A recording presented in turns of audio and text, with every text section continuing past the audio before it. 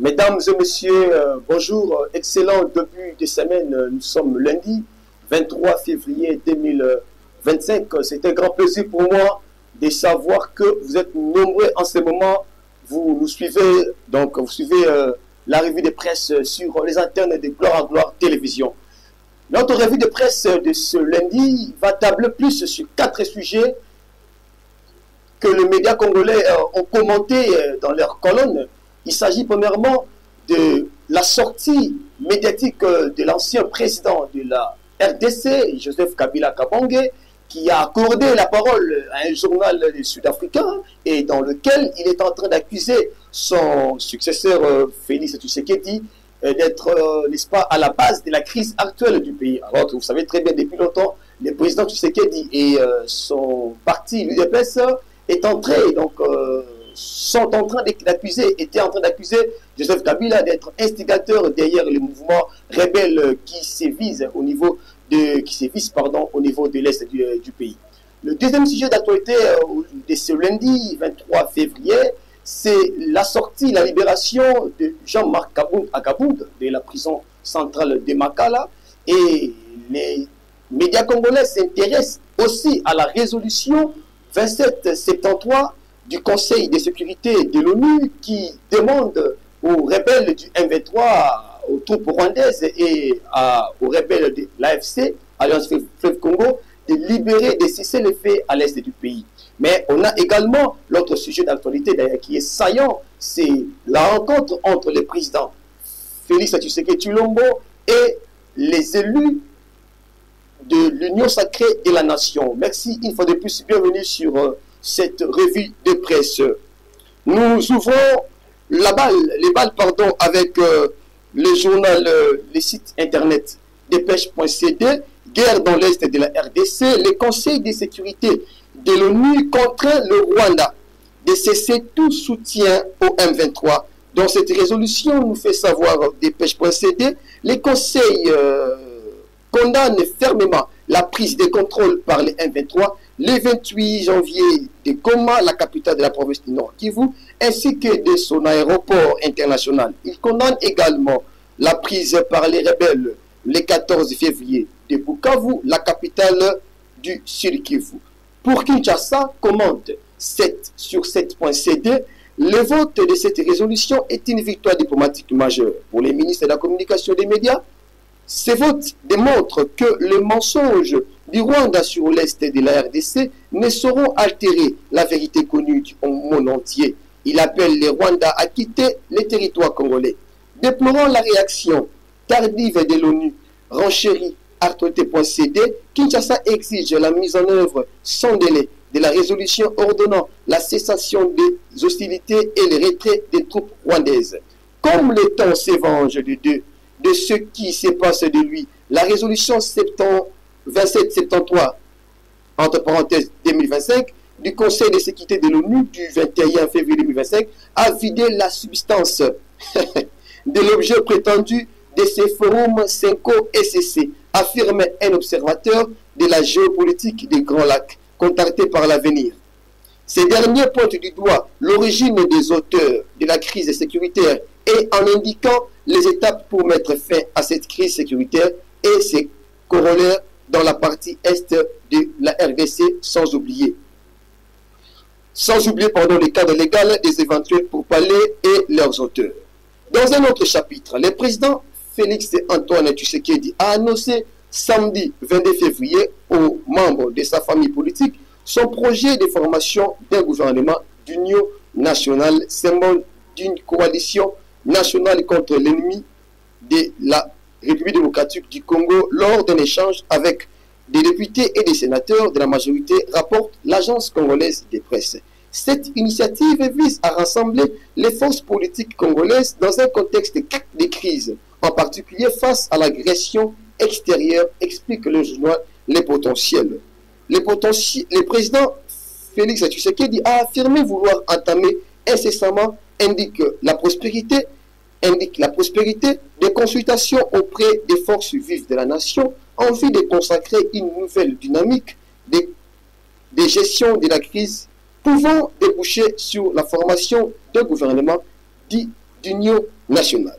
Félix Tshisekedi, Antoine Chilombo, a, selon Congo Nouveau, remonté le moral de ses troupes, fustigeant le fait que certains membres de sa plateforme ne comprennent pas sa démarche en rapport avec la guerre d'agression rwandaise. Le chef de l'État a appelé à la cohésion nationale et à l'unité des Congolais, saluant la bravoure de nos forces de défense et sécurité au front et la solidarité gouvernementale, ajoute le tri hebdomadaire. Fidèle à sa position et à ses engagements, renseigne le quotidien. Le président de la RDC a réitéré son refus de dialoguer avec les M23 AFC qu'il qualifie d'une coquille vide, des patins sous-traités par le Rwanda qui agresse la RDC, exhortant sa famille politique à dépasser les clivages et à faire bloc contre l'ennemi. Note Info 27, le chef de l'État a insisté sur la nécessité d'une cohésion sans faille.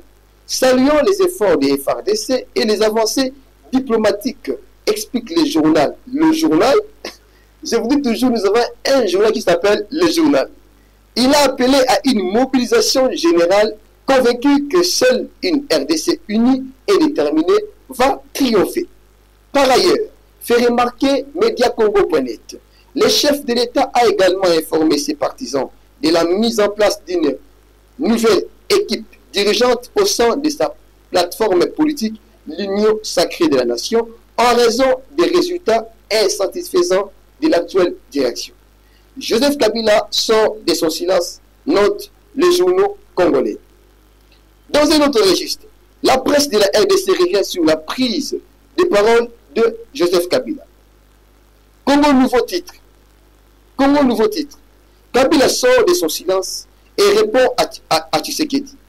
Le président Tshisekedi avait accusé son prédécesseur, Joseph Kabila, d'être à la tête de l'Alliance Fleuve Congo, mouvement politico-militaire créé et dirigé par Corneille Nangaa, ancien président de la Commission électorale nationale indépendante. Dans une tribune publiée dans un journal sud-africain dimanche, Joseph Kabila accuse à son tour son successeur, Félix Tshisekedi, indique ces tabloïds. Pour le journal Le Quotidien, l'origine du chaos actuel, selon Kabila, réside dans la remise en cause du pacte républicain issu du dialogue intercongolais de Sun City, qui avait permis la réunification du pays et la première alternance politique pacifique en 2019. L'ancien président de la République a sévèrement critiqué la gouvernance de son successeur, Félix Tshisekedi, qu'il accuse d'instaurer un régime de terreur et de fragiliser davantage le pays, explique le journal Forum des As. L'ancien chef de l'État congolais a mis en garde l'Afrique du Sud contre son engagement militaire en République démocratique du Congo avant d'appeler à une prise en compte des causes profondes du conflit, écrit La Prospérité. Joseph Kabila dénonce les dérives du pouvoir de Tshisekedi et appelle à résoudre le problème des groupes armés présents en RDC, rapporte pour sa part Mediacongo.net. Pour le potentiel, il s'agit d'une déclaration hors sujet qui s'est écartée du débat. Pour la référence plus, accusé par son successeur d'être derrière les M23 AFC, Joseph Kabila brise le silence. J'estime que toute tentative de résoudre la crise à l'Est sans s'attaquer à la gouvernance de Tshisekedi ne ramènera pas à une paix durable. On va conclure maintenant avec le sujet de la libération de Jean-Marc Aboud à Kaboul. Au sujet de la sortie de prison de Jean-Marc Aboud, le journal La Prospérité rapporte: le président du parti politique Alliance pour le changement a quitté la prison centrale de Makala le week-end dernier. Après 927 jours d'incarcération, Jean-Marc Aboud à Kaboul fait un retour triomphal, brandissant les drapeaux de la RDC comme un puissant symbole d'unité nationale. Pour Okapi News.net, cet acte d'une portée à la fois symbolique et historique marque un tournant dans la lutte pour une gouvernance juste et démocratique en RD Congo. Chers téléspectateurs et abonnés, de Gloire Télévision. Merci de votre attention. Excellent début de semaine chez vous. On se retrouve demain pour un deuxième numéro de votre revue de presse.